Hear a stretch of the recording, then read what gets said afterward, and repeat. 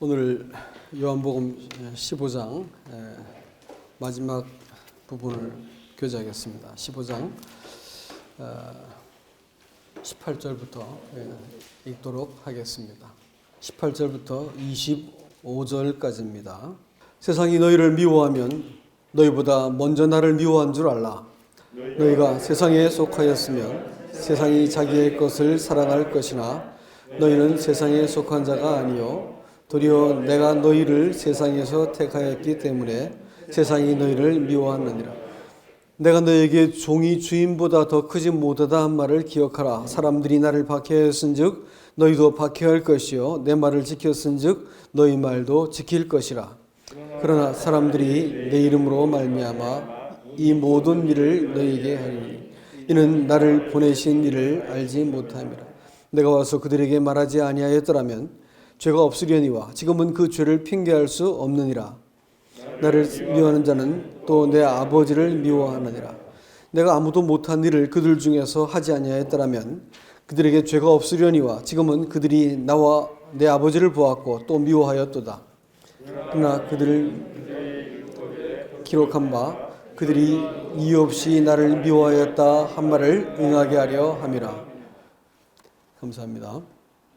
오늘 이 본문은 예수님이 떠나시기 전에는 15장 앞부분에서는 제자들이 받을 사랑에 대해서 말씀을 하셨어요. 그리고 또 우리가 지난 시간에는 성도가 그러기 때문에 이제 서로 사랑하라고 하셨습니다. 오늘 본문은 세상이 이제 떠나게 되면 너희를 미워하고 박해할 것이다 이렇게 얘기했습니다. 근데 왜 그랬을까라는 질문이 들지 않습니까? 왜 세상이 우리를 박해할까요?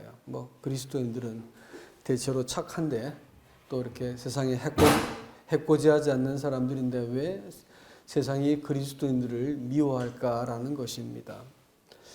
본문을 잘 보면 너희를 미워한 게 아니라 나를 미워했다 그랬고 조금 더 읽어보면 아버지를 미워했다 이렇게 말을 합니다. 세상이 하나님 아버지와 예수 그리스도를 미워했다 이렇게 나와 있습니다. 그렇기 때문에 너희도 미워한다라는 것이지요. 아버지를 왜 미워했을까요? 한번 그 생각을 함께 해보겠습니다. 에덴 동산에서 우리 하나님께서 천지를 이렇게 창조하시고 천지를 창조하실 때도 여러분 아시지요? 천지를 제일 먼저 세상에 오셔가지고 천지 창조를 할 수 있는 그 근본을 놓으신 분이 누구시겠습니까? 예수님이십니다. 그래서 예수님은 먼저 태어나거나 첫 피조물이 아니고 세상에 먼저 오신 분이십니다. 왜냐하면 온 세상을 예수님 안에 담아서 창조하셨기 때문에 그렇습니다. 사실은 우리가 우리의 성경관, 세계관을 바꿔야 되는데 이 우주 만물이 누구 안에 있다는 것입니까? 예수님 안에 있다는 것입니다. 그래서 예수님께서 천지를 말씀으로 지었다 이렇게도 말씀했지만 사실은 천지 만물이 그 말씀 안에서 서로 지탱하고 유지하고 그 안에 존재하게 되었다 이렇게 말을 하거든요. 히브리서에서는. 그러니까 이 천지 만물은 예수님 안에 이미 있게 되었다라는 것을 우리가 꼭 기억하셔야 됩니다. 그러면 창조는 뭘까요? 창조는 예수님 안에 이 만물을 조성한 것이고 사람도 어디 있는 거예요? 예수님 안에 있게 되어진 것이 하나님이 처음 사람을 지어놓고 사람과 더불어 안식할 수 있게 된 겁니다. 예수님 안에 있게 된 것이요. 그리고 하나님의 모든 형상과 뜻과 그 마음을 사람 안에 다 이렇게 부어로 넣으셨을 때 사람과 하나님이 아무런 충돌을 일으키지 않았을 때 그때를 안식한다 이렇게 말했고요. 이렇게 하나님의 창조 안에 사람이 머무는 걸 가지고 의롭다 이렇게 말합니다. 그러나 사람이 이 하나님의 창조 밖으로 나가는 것이에요. 다시 말하면 그리스도 밖으로 나가면 그건 불의하다 이렇게 말하는 겁니다.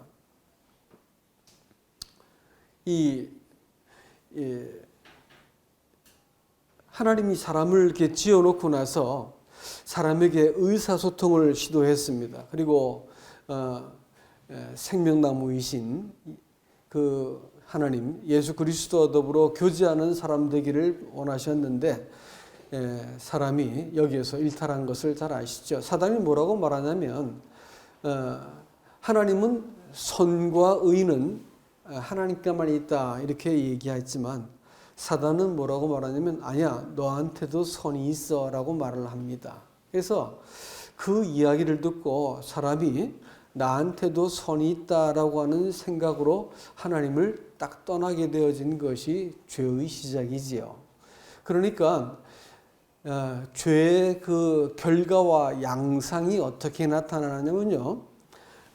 나한테도 선이 있어 나도 선해라고 생각하고 있는 확신입니다.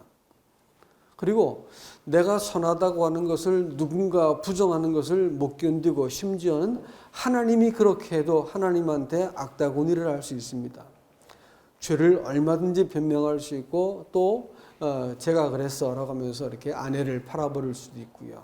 그 다음에 나중에 얼른 그 죄를 가리는 것이죠. 가리는 걸 가지고 겨우 체면치레한 걸 가지고 사람들 앞에 하나님 앞에 나설 수 있게 된다고 생각합니다. 사람이 자기 죄를 가리는 것 가지고 의롭다고 생각하거든요. 그죠? 그리고 이렇게 사람들이 하나님 앞에 이 자기 죄를 가리고 또 나도 선해라고 생각한 그것이 이게 수가 틀려지고 나보다 더 선한 사람이라고 아벨을 인정을 하니까 형이 동생을 죽여버릴 수 있을 만큼 사람들이 무섭습니다. 여러분 보세요. 그 어떤 사람이 그 죄를 지어가지고 죄가 지적을 받았습니다. 그런데 죄를 지적을 받았을 때 이거 죄구나라고 인정을 하고 그 정당하게 죄값을 갚으면 문제가 없어지는 건데, 근데 이거 죄입니다라고 지적한 사람을 죽여버리면 어떻게 될까요? 그건 얘기가 틀리죠. 성경에서 말하는 죄는 정확하게 바로 이걸 말합니다. 무엇을 잘못한 얘기가 아니고요. 이것을 지적한 그 대상을 죽여버리려고 하는 거예요. 그러니까 예수님을 하나님을 미워한 것이나 예수님을 미워한 것은 죽도록 미워한다는 뜻입니다. 증오한다는 것이에요. 그래서 첫사람이 하나님께 그렇게 악다구니를 하고 동생을 죽여버릴 수 있었던 그 이유는 뭐냐면 자기가 부정당하는 것은 용납할 수가 없는 거예요. 나한테 선이 있다고 믿게 되어진 것이 선악과를 따먹게 된 것이기 때문에 누군가 내 선을 부정하고 내 존재를 부정하면 목숨 걸고 싸우는 겁니다. 심지어는 그것이 하나님이라도 그렇게 한다는 거예요. 이거 이제 무서운 얘기지요. 그렇죠? 그 다음에 사람들이 겨우 또 끄집어낸 것이 뭐냐면 자기를 가린 거잖아요. 무화과나무 잎을 따가지고 치마를 잘 엮어서 자기를 가렸습니다. 마찬가지로 사람들은 자기의 알량한 좀 행위를 가지고 무엇을 지키고 무엇을 하지 않고 무엇을 조금 더 다른 사람보다 선하게 한 행위를 가지고 자기를 가리려고 들어요. 그래 그것 가지고 하나님 앞에 떳떳하다라고 생각하죠. 하나님 앞에 떳떳하다 생각하니까 감사할 일이 있을까요? 없을까요? 감사할 일이 없는 거예요. 그러니까 내 마음속에 감사가 사라진 것은 다른 이유가 아닙니다. 내가 하나님 앞에 떳떳한 뭔가 이유가 있는 거예요. 그렇기 때문에 하나님 앞에 감사를 잊어버리고 내가 구원받았지라고 생각하는 겁니다. 여러분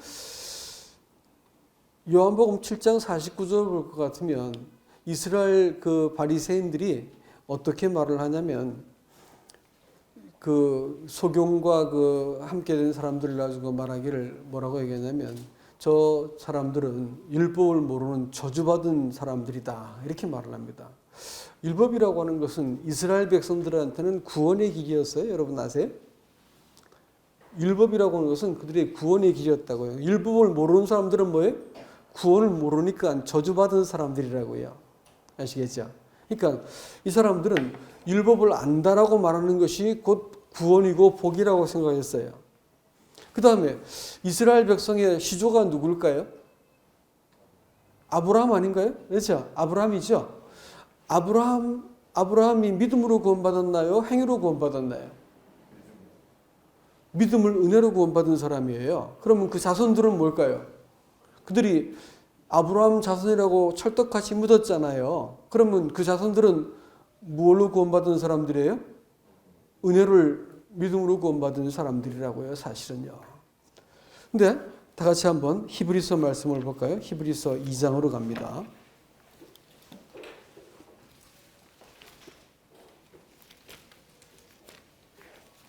히브리서 2장. 거기 보면 아브라함 자손들이 나옵니다. 10절부터 제가 읽어드릴게요. 10절이 아니고 그 14절부터 15절부터 읽을까요? 또 죽기를 무서워함으로 한평생 매어 종 노릇하는 모든 자들을 놓아주려 하심이니 이는 확실히 천사들을 붙들어 주려 하심이 아니요 오직 아브라함의 자손을 붙들어 주려 하심이라. 뭐라고요? 이 죄와 사망의 속박 아래에 있는 사람들을 놓아주기 위해서 예수님께서 오셨어요. 특별히 누구한테 하신다고요? 아브라함 자손이라고 했죠. 아브라함 자손은 어떤 사람들이에요? 은혜를 믿음으로 구원받은 사람들이다 라는 사람들입니다. 근데 그 사람들을 죄와 사망의 속박으로부터 놓아주기 위해서 왔다라고 말하는 것은 우리가 깊이 생각을 해봐야 되는 겁니다. 오늘날 복음을, 구원의 길을 안다고 말하는 것이 그것이 구원의 길이 아니라는 겁니다, 여러분.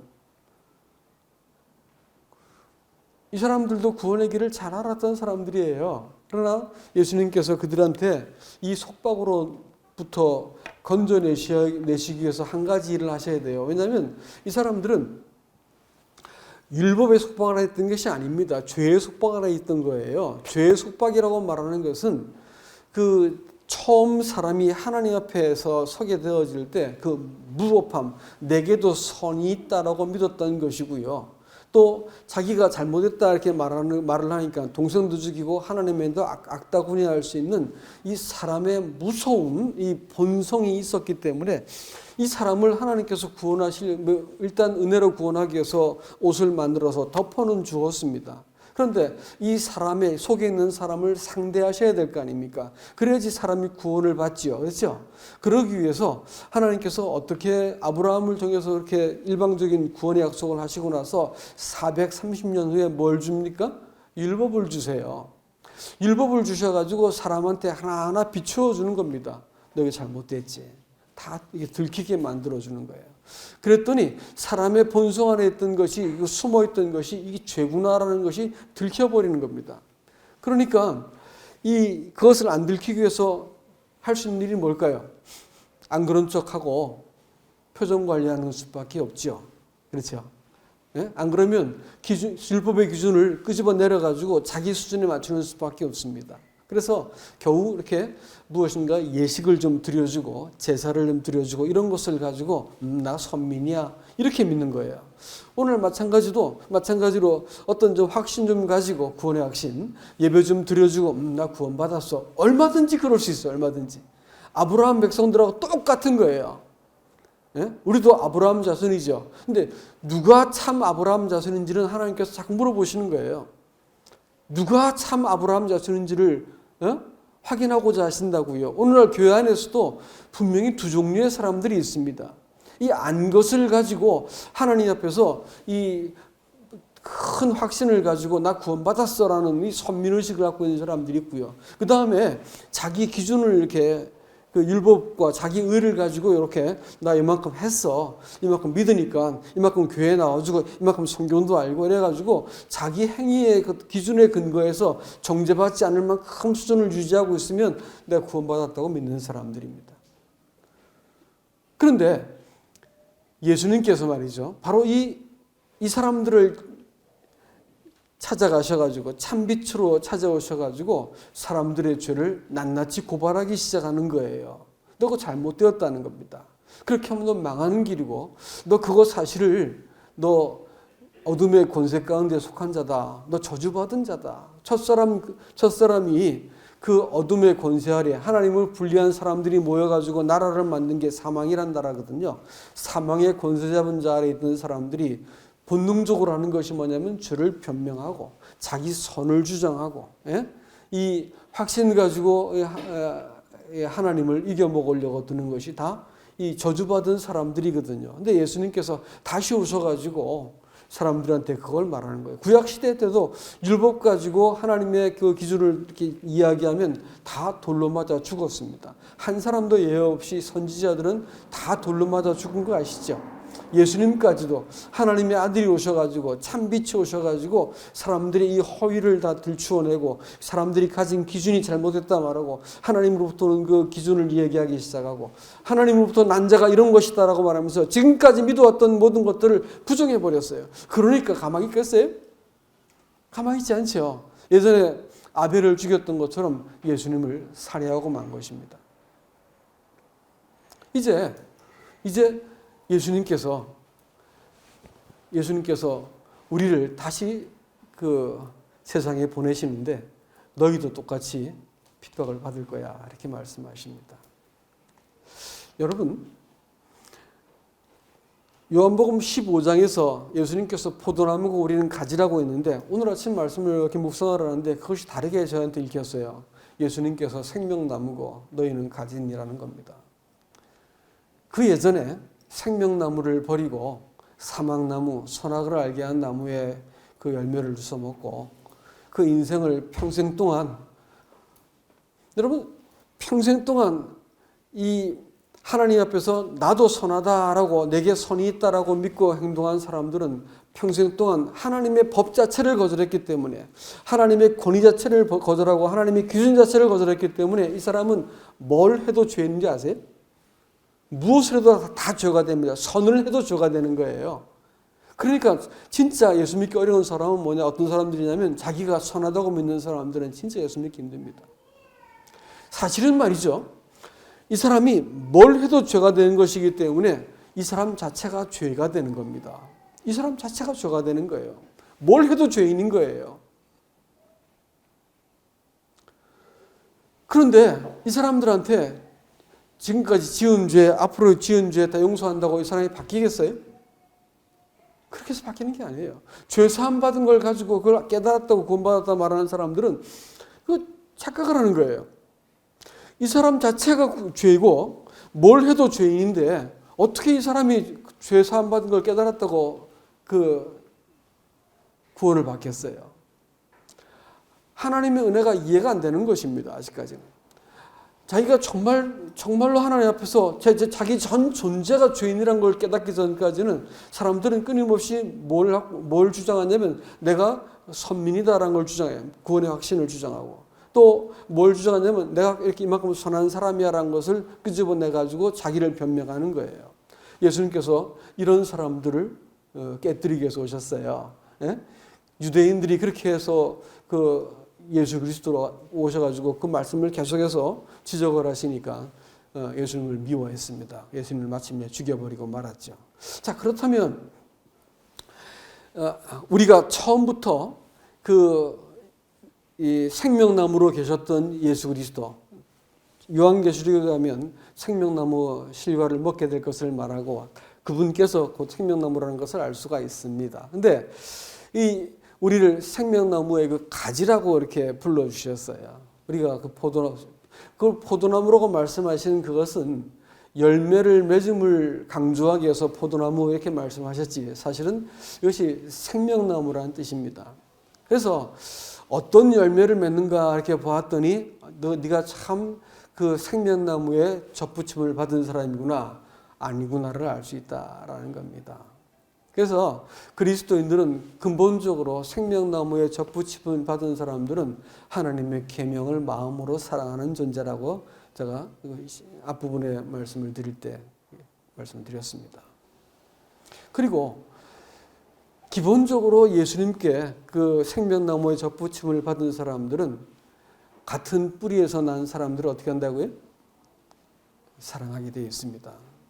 그렇지 않기 때문에 사망의 나무의 열매를 주워 먹었기 때문에 형제가 경쟁자가 되어지고 죽여야 될 대상이 되고 나보다 의로운 것을 용납할 수 없고 내가 제일 의로워야 되고 내가 제일 맞아야 되고 내가 제일 선해야 되고 누구든지 나랑 틀리면 틀린 사람이 되어버리는 거예요. 얼마든지 그럴 수 있죠. 이런 것들이 사실 내가 어디에 속했는지를 보여주는 거예요.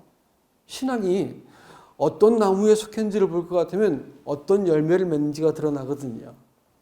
우리는 신분적으로 생명나무에 속한 자이기 때문에 거기 열매를 맺도록 되어 있는 사람인데 불행하게도 그리스도인들이 종종 이 위치를 벗어나 버립니다. 그리고 이 신분을 잊어버리기 때문에 어느 사이 나도 선하다라고 하는 이 입장을 고수를 하고 또 여러분 세상이 미워하는데 세상이 어디요? 세상이 저 사회를 말하는 걸까요? 예수님께서 안 믿는 사람들 손에 죽었나요? 아니에요. 그렇지 않습니다.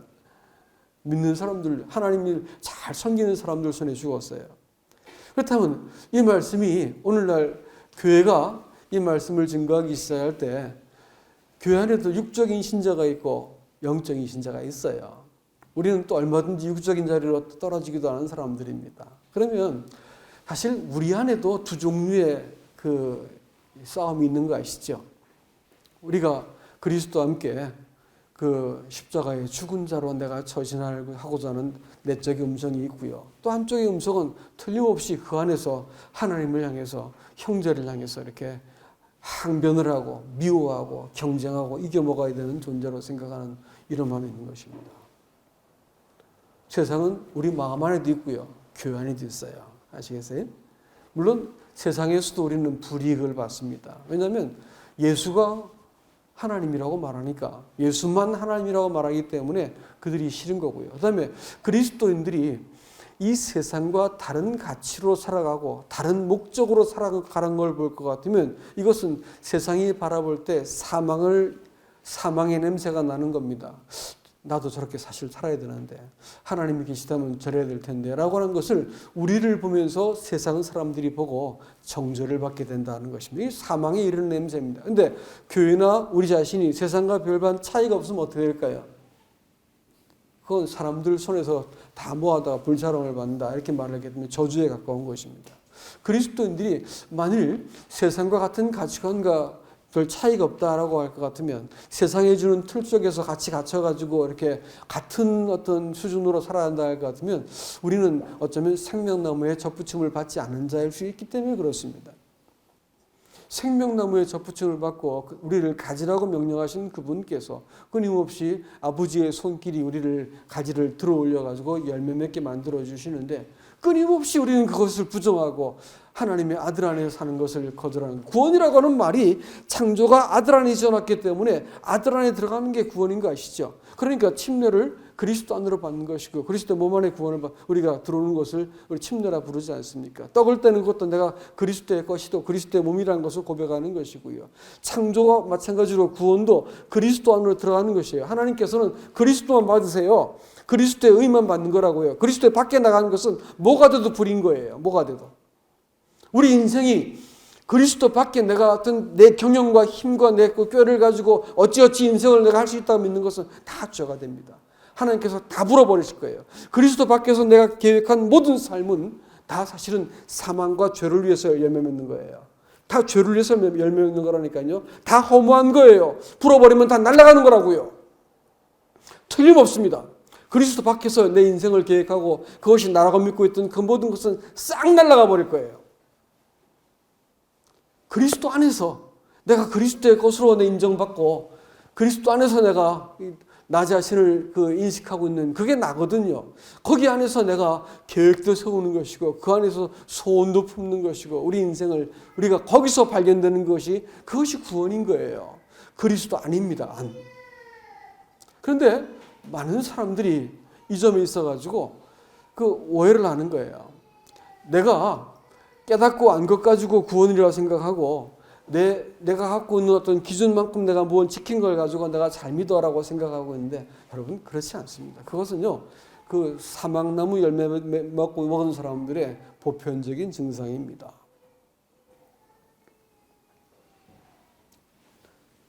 말씀을 이제 맺어보겠습니다.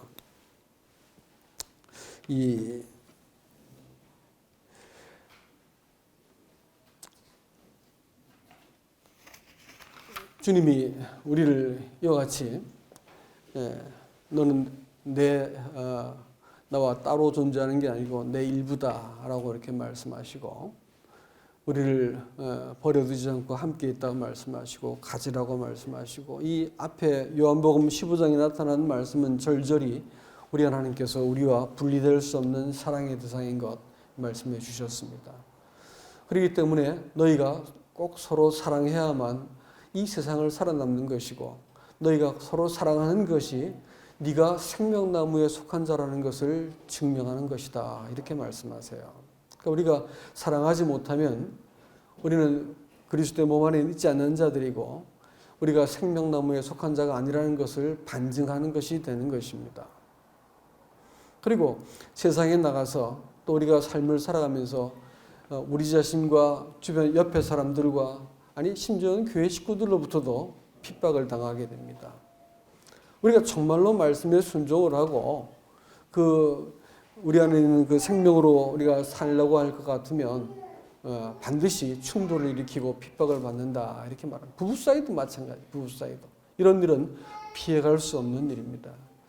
그럼 왜 그러냐면, 왜 미움을 받냐면 그들이 세상이 불법을 저지른 것이 아니고 무법한 것입니다. 다시 말하면 권위를 가지신 하나님과 그리스도를 부정하고 대적하기 때문에, 죄는 그런 것이기 때문에 무서운 것입니다. 그렇기 때문에 우리가 만일 말이죠, 어떤 사람을 절대 용서할 수 없다 이렇게 말하면 어떨까요? 그 사람은 100% 구원받지 않은 사람입니다. 그의 질서와 권위에 대해서 그것을 쉽게 생각하고, 뭐 잘나서 우리가 세워졌나요? 하나님께서 그렇게 세우셨기 때문에 이렇게 온 거지요. 하나님은 교회 안에서 이 질서와 권위를 주셨어요. 질서라고 말하는 것은 하나님이 창조하실 때, 천지를 창조하실 때 창조의 원리시고 만물을 다스릴 수 있게 만들어 놓으신 질서를 사람한테만 부여하신 거 아시죠? 남자를 먼저 지었잖아요. 짐승들은 다 똑같이 지었는데 사람만 남자를 먼저 지어놓은 이유가 뭐냐면, 여자를 나중 짓고 여자를 더 잘 지어놓고 남자를 조금 힘만 쓰고 일 잘하게 만들어놨지 않습니까? 그럼에도 불구하고 하나님께서 질서를 주신 이유가 있다고요. 그 질서가 가족과에서 안 잡히면요, 절대 안 돼요. 뭐가 다 안 되게 돼 있어요. 집안에서 어머니하고 아버지하고 질서가 꺾이잖아요. 그럼 집이 안 되게 돼 있어요. 이 순서가 바뀌면 아내가 남편을 이렇게 지배한다거나 이렇게 되어버리면 반드시 그 집안 식구가 안 되게 돼 있어요. 왜냐하면 그 창조의 질서이기 때문에 그렇습니다. 마찬가지예요. 교회도 마찬가지인 것입니다. 우리 가운데 계신 사람을 높이라는 말이 아니에요. 교회 머리가 누구신지를 잘 알고 그 머리를 존중할 수 있는 구조로 교회가 계속 조정돼 나가는 것이거든요. 이 일들에 대해서 인정하지 않고 자꾸 이렇게 치받으려든다거나 누구 인정하지 못하게 했다거나 아무 경제 미워 이렇게 말할 것 같으면 그 구원받지 않아서 그런 거예요. 아니면 그 생명에서 멀리 떨어진 사람입니다. 그럴 리가 없죠. 하나님의 교회는 그 질서 안에 있어야 되는 거예요. 안 그러면 교회가 틀림없이 이렇게 망가지게 되겠습니다. 우리 이미 경험했지만요. 근데 그것을 강제하거나 사람의 힘으로 권위를 만들어 나가는 것은 그건 하나님의 교회가 아니기 때문에 그럴 수도 없는 것입니다. 그래서 우리는 이 점에 있어가지고 누구 역할이 중요하냐면, 가정에서는 아내 역할이 중요합니다. 남자가 똑똑하면 여자가 따라오겠지. 이건 잘 모르는 말이에요. 똑똑한 사람들이 띨띨한 사람들도 없는 거잖아요. 아내가 남편을 잘 섬기고 도와야 되는 겁니다. 그래야지 질서가 잡히는 거예요. 안 그러면 집안이 어려워져 버려요. 교회도 마찬가지입니다. 성도들이 다 하나님 앞에서 책임 있는 자리에서 또 하나님의 질서를 세워야 해요. 여러분, 북왕국을 볼 것 같으면 끊임없이 아래에서 위로 치배다 가지고 죽이고 그 왕을 죽여버리고 다른 왕조가 서고 다른 왕조가 서고 이렇게 되잖아요. 그런데 여기서는 그런 놈이 가끔 있었어요. 알아서 치받아 가지고 왕을 죽여버리는 거 있었어요. 근데 백성들이 용서하지 않았어요. 백성들이 그런 사람들을 이렇게 죽여버립니다. 그리고 그 다윗의 씨를 이렇게 세워가지고 왕을 만들어 가시는 것을 볼 수 있죠.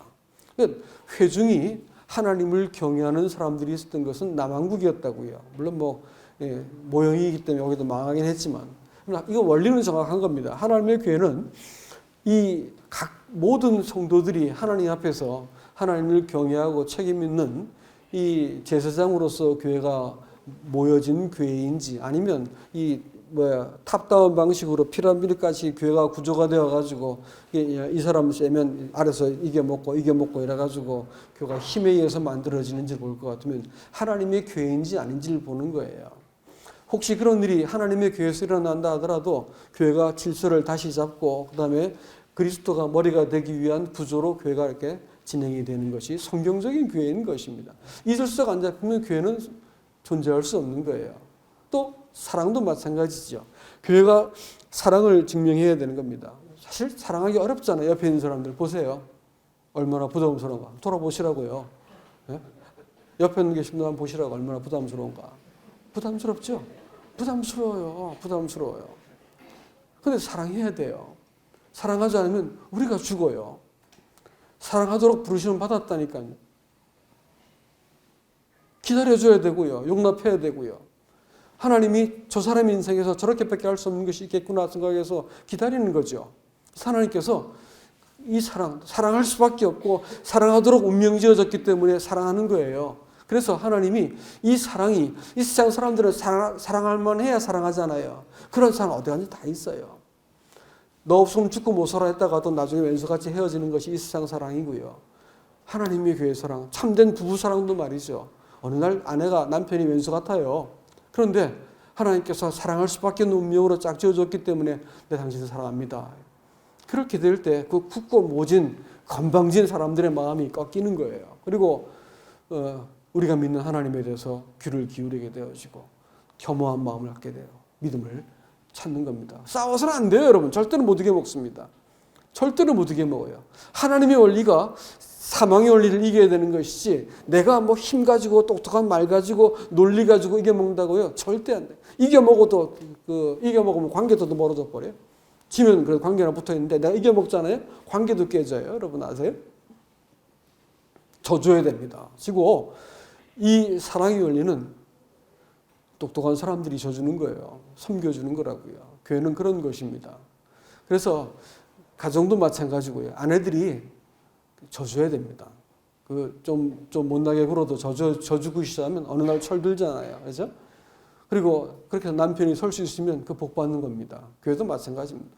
못난 것들이 섰어요. 근데도 하나님께서 이 제사장들이 모여있는 교회이기 때문에 하나님의 질서를 쭉 잡아가기 위해서 우리를 지금 세워놓으셨어요. 그럼 하나님께서 그 질서 가운데 교회를 이렇게 만들어가는 이 영광스러운 하나님의 원리가 작동하는 교회가 되는 것이 소망이 되어야 됩니다. 그래서 우리는 세상에서 핍박을 받을 겁니다. 권위를 도전하는 사람들, 권위를 무시하고 함부로 대하려는 사람들이 교회 가운데 늘 있어 왔고 지금도 있어요. 근데 이것들은 바로 잡혀야 됩니다. 안 그러면 죽어요. 예? 이거는 우리가 반드시 회복을 해야 될 것입니다. 세상이 주님 것이 아니기 때문에 핍박하는 거 아시죠?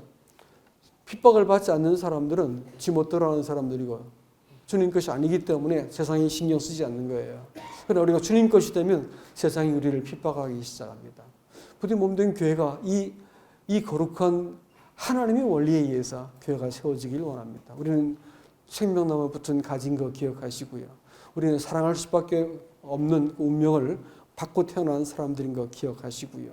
세상과 우리 본성은 끊임없이 우리를 대적하고 미워할 것입니다만 우리는 이 미움받는 것은 그래 네가 하나님의 영광 그리스도 안에 있는 사람이라고 하는 그 증거가 된다라고 하는 것입니다. 핍박받을 때 두려워하지 말고 이 싸움이 있어도 놀라지 않으시길 바랍니다. 반드시 있다고 했으니까 이 싸움이 있을 겁니다. 그렇지만 우리가 여기서는 져서는 안 되고요. 끝까지 그리스도 안에서 우리가 주님 사랑하고 성도들을 사랑하고 한 몸으로 잘 보존될 수 있도록 되기를 원합니다. 이상입니다.